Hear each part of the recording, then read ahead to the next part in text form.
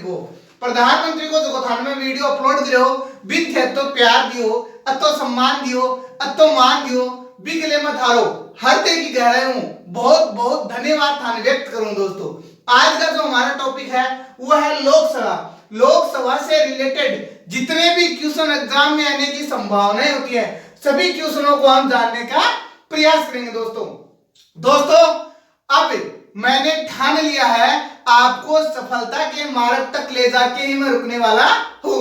दोस्तों आप सब लोगों से मेरा व्यक्तिगत तौर पे ये समझ लेना, आपका भाई आपको ये बोल रहा है इस YouTube चैनल को ज्यादा से ज्यादा दोस्तों सब्सक्राइब करो, ज्यादा से ज्यादा इसको शेयर करो, ज्यादा से ज्यादा इसको तमाम सोशल मीडिया पे प्रसारित करो, क्योंकि दोस्तों आपका प्यार आपका स्नेह मुझे प्रोत्साहित करेगा।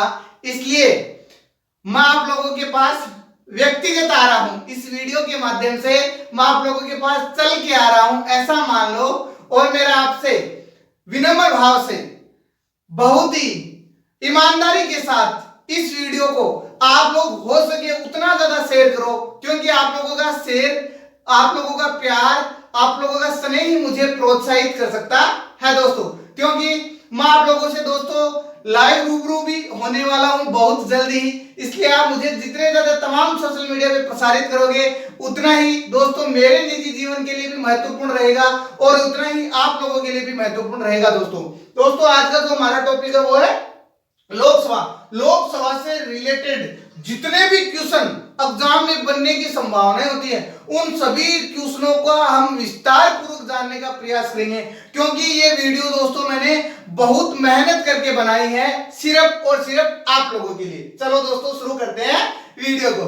दोस्तों लोकसभा हम विश्व की सबसे बड़ी संसद, सबसे बड़ा जो लोकसभा का जो पार्ट है उसका हम अध्ययन करने जा रहे हैं। देखो दोस्तों आपको एक छोटी सी पहले मैं बात बता देता हूं, भारत जिस देश में हम रहते हैं उस देश में कैसी व्यवस्था को अपनाया गया दोस्तों, संघीय व्यवस्था को अपनाया गया। कैसी व्यवस्था को अपनाया गया दोस्तों, संघीय व्यवस्था को। और संघीय व्यवस्था के अंतर्गत एक सरकार होती है केंद्र स्तर की और एक सरकार होती है, ये मैं, अगर आप लोगों ने मेरा राष्ट्रपति से रिलेटेड वीडियो नहीं देखा तो मेरे वीडियो में जाएं और राष्ट्रपति वाला टॉपिक और प्रधानमंत्री वाला टॉपिक जरूर देखें दोस्तों, क्योंकि आप लोगों के लिए वो बहुत ही उपयोगी साबित होंगे। अब जो संघीय स्तर की व्यवस्थापिका की जो सरकार होती है, आप लोगों को पता है केंद्र स्तर की जो व्यवस्थापिका होती है, केंद्र स्तर की व्यवस्थापिका होती है दोस्तों, उसको संसद कहते हैं। क्या कहते हैं दोस्तों, संसद। और संसद के तीन पार्ट होते हैं। संसद के कितने पार्ट होते हैं दोस्तों, तीन। एक होता है लोकसभा, एक होता है राज्यसभा और एक होता है राष्ट्रपति महोदय। आप लोगों ने राष्ट्रपति वाली क्लास नहीं देखी तो मैं पुनः आप लोगों से निवेदन करता हूं कि एक बार वो क्लास जरूर देखें दोस्तों संसद, लोकसभा, राज्यसभा और राष्ट्रपति, इन तीनों से मिलकर किसका निर्माण होता है, संसद का निर्माण होता है। और आज हम लोकसभा के बारे में विस्तार से पढ़ेंगे, फिर हम राज्यसभा के बारे में आपको नेक्स्ट वीडियो में मैं पढ़ाऊंगा। दोस्तों यहां से जो टॉपिक है ये, इससे जो क्वेश्चन बनता है, यहां से लोकसभा का विवरण किस अनुच्छेद में किया गया है, तो अनुच्छेद 81 में लोकसभा का विवरण किया गया है। पहला क्वेश्चन है दोस्तों, ध्यानपूर्वक इसको देखना और समझने का प्रयास करना दोस्तों लोकसभा को निम्न सदन कहते हैं, इसको अस्थायी सदन कहते हैं और इसी को ही लोकप्रिय सदन कहते हैं। दोस्तों आपका ध्यान कहां है, बताओ कहां है, वीडियो की तरफ देखो आप और वीडियो को पूरा देखना, बीच में इसको डिस्क्राइब मत करना, बीच में इसको छोड़ मत देना। लोकप्रिय सदन और जनता का सदन। क्वेश्चन ऐसा था दोस्तों कि किस सदन को, कौन सा सदन है उसको निम्न सदन कहा जाता है या कौन से सदन को अस्थायी सदन कहा जाता है। तो अस्थायी सदन जिसको कहा जाता है वो लोकसभा को कहा जाता है दोस्तों। आपको ये पॉइंट आराम से समझ में आ गया होगा, क्योंकि इतना मुश्किल भी नहीं है ये चीज। अब लोकसभा को हम पॉइंट वाइज पढ़ेंगे। सदस्यों की संरचना को, इसको ध्यानपूर्वक समझना दोस्तों, और इसको आराम से समझाऊंगा आपको बड़े प्यार से, है ना। आप लोग कभी भी देखो पढ़ते बहुत सारे टीचरों से हो, किताबों से पढ़ते हो, लेकिन मेरा उद्देश्य है सिर्फ आप लोगों को बोरिंग करना नहीं, मेरा उद्देश्य आपको ज्यादा से ज्यादा मैं जो पढ़ा रहा हूं उसको याद करवाना है दोस्तों। क्वेश्चन आता है लोकसभा की अधिकतम सीटों की संख्या कितनी है, तो 500 552 है दोस्तों। ठीक है, अधिकतम पूछे तो कितने बताओगे दोस्तों? 552 बता दोगे, कोई दिक्कत नहीं है। और 550 है वो कहां से आते हैं दोस्तों? राज्यों से आते हैं। दो जो सदस्य हैं वो कौन से होते हैं? Anglo Indian. कौन किसको बोलते हैं? Anglo Indian. ऐसा कई बार आता है, लोकसभा में कितने सदस्य जो है एंग्लो इंडियन चुने जाते हैं? 2। याद रखना दोस्तों, प्लीज आपसे मेरा निवेदन है, याद रखना आपको। राज्यों से कितने आते हैं? राज्यों से तो दोस्तों पूरे के पूरे आते हैं 530 के 530 लोकसभा निर्वाचन क्षेत्र है, और यहां से 530 हैं वो लोकसभा के जो मेंबर हैं वो चुने जाते हैं दोस्तों। अब देखो दोस्तों, केंद्र में है वो कितने हैं दोस्तों? 20। कितनी सीटों का आवंटन किया गया है? 20। लेकिन जनसंख्या के कारण से इनकी जो सीटों की संख्या वो दोस्तों मात्र 13 है। कितनी है? 13। और कुल अब जो वर्तमान में पूछते हैं ना कि वर्तमान में लोकसभा की सीटों की संख्या कितनी है, तब आपको आंसर देना है 545। 545 क्यों है? क्योंकि ये दोस्तों 13 है, इसलिए 545 है। तो कितनी हो गई दोस्तों? ये 543 तो हो गई सीटें, प्लस 2 है एंग्लो इंडियन वाली, तो कितनी हो गई वर्तमान में? 545। एक बार दोबारा समझा देता हूं दोस्तों, अधिकतम पूछे तब कितनी होता है? लोकसभा में सदस्यों का चयन प्रत्यक्ष रूप से होता है। कैसे होता है?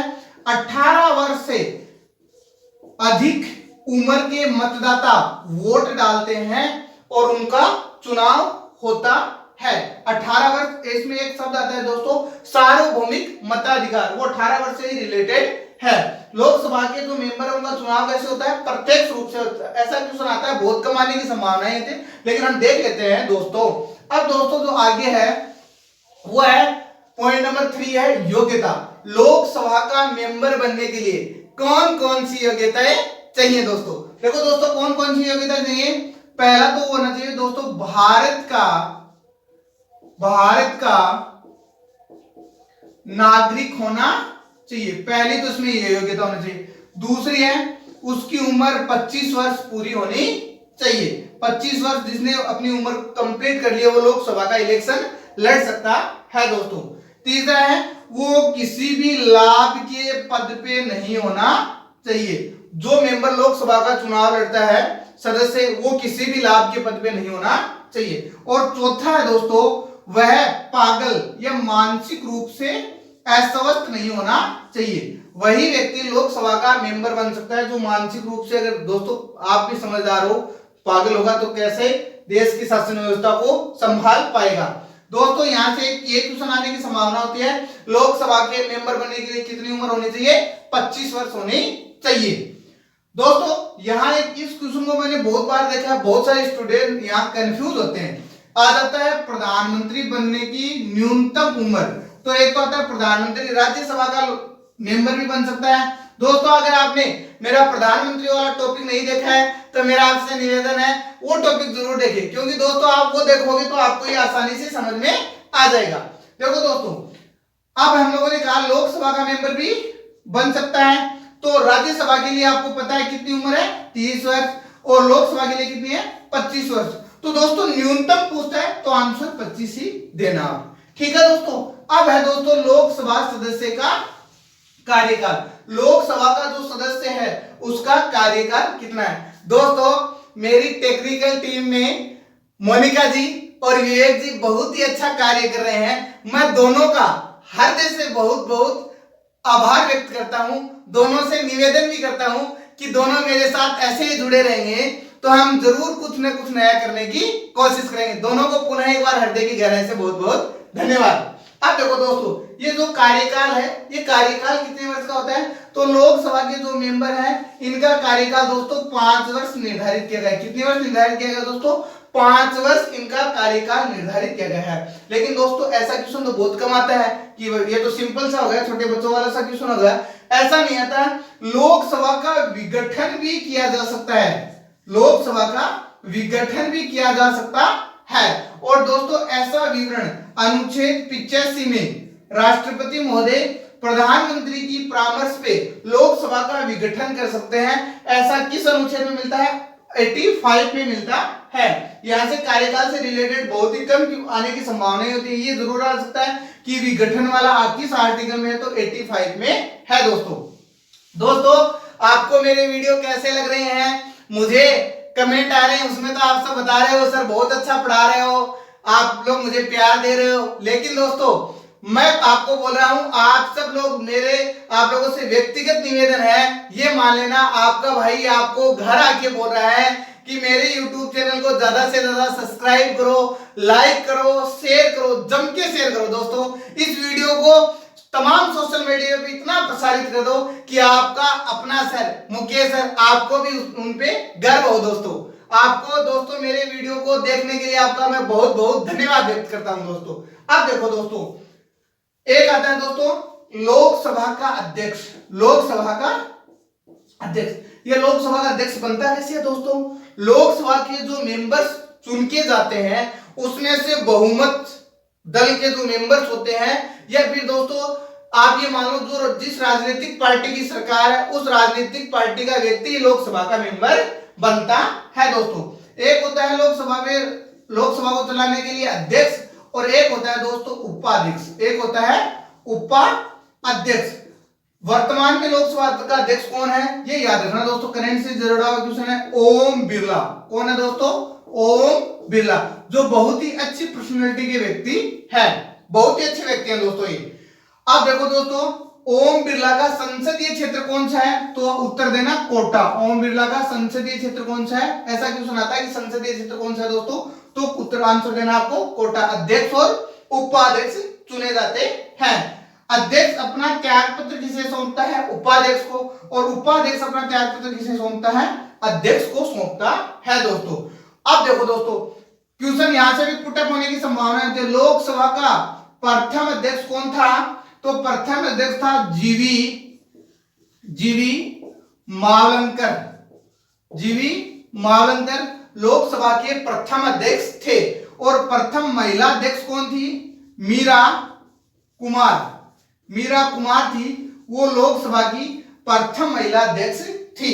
अब दोस्तों ये लोकसभा का मेंबर जो अध्यक्ष है वो कैसे चुना जाता है? इसकी एक प्रोसेस होती है, इसकी एक प्रक्रिया होती है, इस प्रक्रिया के तहत ये चुना जाता है। और इसको बहुत सारे लोकसभा का जो अध्यक्ष होता है इसको बहुत सारे पावर्स होते हैं, उसमें मुख्य पावर की हम बात कर लेते हैं। लोकसभा अध्यक्ष की महत्वपूर्ण शक्तियां ये होते हैं, जिस प्रकार के एक कक्षा का मॉनिटर काम करता है दोस्तों, उसी प्रकार से लोकसभा का जो अध्यक्ष है वो काम करता है। सांसदों की सीटों का क्रम निर्धारित करता है, उनको बोलने के लिए अनुमति प्रदान करता है, और संसदीय परंपराओं का बहुत ही विशेष प्रकार से ध्यान रखता है, जो संवैधानिक प्रक्रिया के तहत है। दोस्तों अब है दोस्तों एक जो महत्वपूर्ण है वो आरक्षण से रिलेटेड है। लोकसभा में आरक्षण का क्या प्रावधान किया गया है? दोस्तों मेरे चैनल को क्या करना है? सब्सक्राइब, लाइक, शेयर करो दोस्तों, आज जम के करो। आप लोग इस वीडियो को तमाम सोशल मीडिया पे प्रसारित कर दो। दोस्तों मेरा आपसे निवेदन है। अब देखो दोस्तों आरक्षण से रिलेटेड है, अनुच्छेद 330 के अंतर्गत क्या आता है? दोस्तों वीडियो को बीच में अधूरा मत छोड़ो। कहां जा रहे हो आप? कहां भाग रहे हो? ऐसे कैसे जा सकते हो आप? अपने सर को पूरा तो देखो, पूरा वीडियो देखो, तभी तो आपको मेरे अध्यापन शैली का पता चलेगा। दोस्तों वीडियो को प्लीज पूरा देखो, अधूरा मत छोड़ के जाओ इसको। अनुच्छेद 330 के अंतर्गत क्या आता है दोस्तों? ये आर्टिकल दोनों ही महत्वपूर्ण है, और ये बात है दोस्तों बहुत सारे एग्जामों में पूछे जाते हैं। आपको अधिकतर दोस्तों किताबों में पढ़ने को नहीं मिलता है, लेकिन मैं आप लोगों के लिए ऐसा मैटर इकट्ठा करता हूं, वही मैटर इकट्ठा करता हूं संक्षिप्त में, जो एग्जाम को प्रत्यक्ष रूप से छूने वाला होता है। दोस्तों देखो दोस्तों अनुच्छेद 330 के अंतर्गत अनुसूचित जनजाति के मेंबर होते हैं, वो लोकसभा में चुने जाते हैं। अनुसूचित जनजाति के जो मेंबर्स होते हैं ये आरक्षण के तहत उनको वहां पे स्थान प्रदान किया जाता है। अनुसूचित जाति के कितने होते हैं दोस्तों? 84। ये भी याद रखना, अनुसूचित जनजाति के कितने होते हैं? 47 मेंबर चुने जाते हैं। ये आपसे ऐसे पूछ ले कि लोकसभा में अनुसूचित जाति के लोग किस आर्टिकल के तहत चुने जाते हैं? तो अनुच्छेद 330 के तहत चुने जाते हैं। एक है 331, ये भी याद रखना दोस्तों। दो जो आप लोगों ने मैंने कहा था ना आंग्ल भारतीय, ये आंग्ल भारतीय क्या होता है दोस्तों? एक तो माता या पिता में से कोई भी एक विदेश से ताल्लुकात रखता हो, वही दो व्यक्ति हैं वो आंग्ल इंडियन होते हैं। ऐसे व्यक्तियों को चुना जा सकता है। और ये दो होते हैं कि किस आर्टिकल के तहत? 330 के तहत किया, ये याद रखना, अनुच्छेद 330 के तहत किया गया है दोस्तों। ठीक है, अब देखो दोस्तों, अब हम लोग आगे पढ़ते हैं, क्या क्या बातें हैं, क्या क्या नहीं है, विस्तार पूर्वक समझने का प्रयास करते हैं। दोस्तों महत्वपूर्ण जो बात है, जो क्वेश्चन है, वो ये है कि एक तो दोस्तों आता है 42वें संविधान संशोधन के तहत 1976 में, उस समय प्रधानमंत्री हुआ करती थी इंदिरा गांधी। उस समय दोस्तों 42वें संविधान संशोधन 1976 के तहत लोकसभा का कार्यकाल बढ़ाया गया था 6 वर्ष के लिए। लोकसभा का कार्यकाल कितने वर्ष के लिए बढ़ाया गया था दोस्तों? 6 वर्ष के लिए बढ़ाया गया था। और उस समय प्रधानमंत्री कौन थी? इंदिरा गांधी थी। दोस्तों वीडियो को पूरा देखो, 1-2 मिनट का ही हो रहा है। तो 42वें संविधान संशोधन 1976 के तहत, यहां से क्वेश्चन कैसे बनता है दोस्तों कि लोकसभा का कार्यकाल 6 वर्ष कब किया गया था? तो 6 वर्ष कब किया गया था? इंदिरा गांधी के समय किया गया था। और कौन सी संशोधन के तहत किया गया था? तो 42वें संविधान संशोधन के तहत किया गया तो था दोस्तों। अब एक हुआ था दोस्तों 44वां संविधान संशोधन। 44वां संविधान संशोधन 1978 के तहत लोकसभा का कार्यकाल वापिस 5 वर्ष कर दिया गया था। और उस समय प्रधानमंत्री कौन थे? गैर कांग्रेसी सरकार के मोरारजी देसाई प्रधानमंत्री हुए थे। उन्होंने लोकसभा के कार्यकाल को घटा दिया था दोस्तों अभी मैंने आपको ये बताया था, वो गलती से एंग्लो इंडियन वाला है, वो 330 मैंने अभी बताया था ना दोस्तों, उसके लिए मैं आपसे सॉरी क्षमा मांगता हूं, क्योंकि 330 के अंतर्गत अनुसूचित जाति व जनजाति का प्रावधान है। दोस्तों ऐसी छोटी छोटी जो मिस्टेक हो जाती हैं उस पे आप विशेष ध्यान मत दिया करो। मैं खुद ही इतना आप लोगों को कोशिश करता हूं कोई भी गलत इफेक्ट नहीं बताऊं, लेकिन कई बार दोस्तों ऐसा कंफ्यूज हो जाता है। अब देखो दोस्तों आगे हम देखते हैं कि क्या क्या बातें और हमें इसमें याद रखनी है। करंट से रिलेटेड है, वर्तमान में कौन सी लोकसभा कार्यकृत है, या वर्तमान में कौन सी लोकसभा चल रही है? तो लोकसभा 17वीं है। कौन सी लोकसभा है? 17वीं लोकसभा चल रही है। अब दोस्तों एक बार मैं वापिस पूरे जो मैंने लोकसभा पढ़ा है इसको पूरे को रिपीटेशन करता हूं, सिर्फ मात्र 2 मिनट में, और 2 मिनट का ही वीडियो है। क्या क्या करना है? वीडियो को शेयर करना है, लाइक करना है, सब्सक्राइब करना है, जम के शेयर करना है दोस्तों। आज दोस्तों लोकसभा को निम्न सदन, अस्थायी सदन, लोकप्रिय सदन और जनता का सदन कहते हैं। सदस्यों की संख्या, सदस्यों की संरचना मैंने आपको बता दी, अधिकतम पूछे तो न्यूनतम पूछे तो आप लोग दोस्तों वो याद जरूर रखना, उसको भूल मत जाना। सदस्यों का क्वेश्चन एक बार मैं दोबारा पुनरावृत्ति कर देता हूं।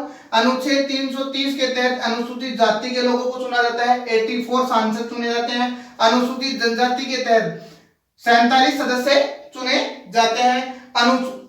ये तो आंग्ल भारतीय मैंने आपको बताया है, ये कौन से अनुच्छेद 331 में आते हैं।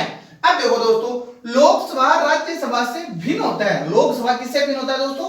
अब राज्यसभा से भिन्न कैसे होता है, ये अलग कैसे होता है? इसके लिए लोकसभा के पास विशेष पावर होते हैं, विशेष पावर होते हैं। और वैसे दोस्तों मैं आपको बताऊं, राज्यसभा के जो लोग होते हैं वो तो नाम मात्र के सांसद होते हैं, वास्तविक जो शक्ति होती है वो लोकसभा में ही होती है। लोकसभा के लोग ही राज्यसभा के मेंबर्सों को, जो राजनीतिक जो दल हैं वो उनको इलेक्टेड करके चुनाव करके भेजते हैं।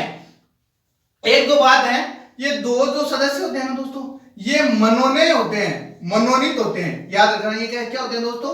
ऐसे क्वेश्चन आता है कि जो आंग्ल भारतीय होते हैं वो नियुक्त होते हैं, निर्वाचित होते हैं, तो क्या होते हैं दोस्तों? ये मनोनीत होते हैं। क्या होते हैं? मनोनीत होते हैं। कौन करता है? राष्ट्रपति महोदय करता है। लोकसभा विशेष क्या है दोस्तों?